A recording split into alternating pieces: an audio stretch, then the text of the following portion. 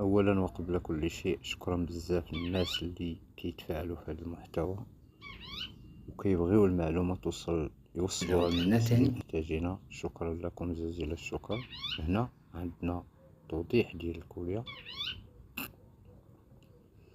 المونتاج اللي هي هاد الكوليه اللي كتشوف في الصوره، هي هادي اللي كنمونطيو فيها دابا. ودي الطريقه الصعيبه في المونتاج، لابار احترافي. اول مسمار اللي كندكو انت لو بغيت تمونطي الكوليه بطريقه بسيطه، الا تبعت هاد الفيديو كندكو المسمار اللي كيكون في العوجيه ديال العود عند العنق. الطريقه باش تفهم انت، كنتيري الجلد، كندكو ليه واحد المسمار باش يبقى متيري، كنشد العبار ديالي، الصداف كيشدو ليك العبار. عندنا مسمار في العوجيه ومسمار في الفوق عند الراس ديال الكوليه. هنا بلي كندك هاد جوج مسامر شديت العبار ديالي بطريقه صحيحه، والكوليه بدات كتوقف كما كتشوفوا، بدات كتمونطا. حيت هذه هي المرحله الصعيبه.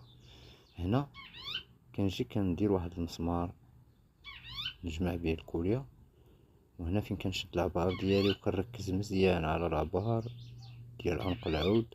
تاني حاجه على العوجيه باش ما تكونش عوجه.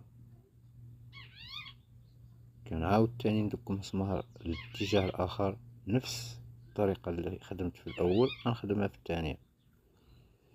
مسمار في العوجيه، مسمار فوق، مسمار في العوجيه، مسمار فوق. اللهم بارك. كما كتشوفوا دابا الكوليه عندنا تمونطات، شدينا العبار ديالنا ما عوجه ما والو، العرض كلشي خدمناه بطريقه احترافيه وبطريقه صحيحه. الصداف كما كتشوفوا كيكونوا مقادين. هنا غنكملوا المونتاج ديالنا، ومرحبا بالجميع.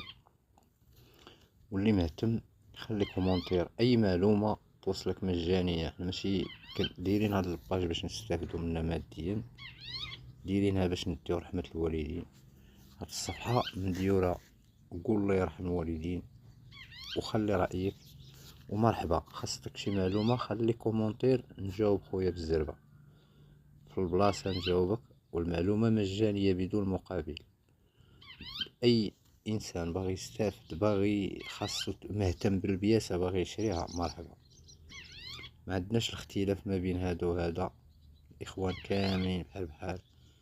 كولي عندنا طمونطات كما كتشوفوا، نقطعوا المسامر الرص ديالهم باش ما يعطبوش لنا العود، او لا يعطبوا داك الانسان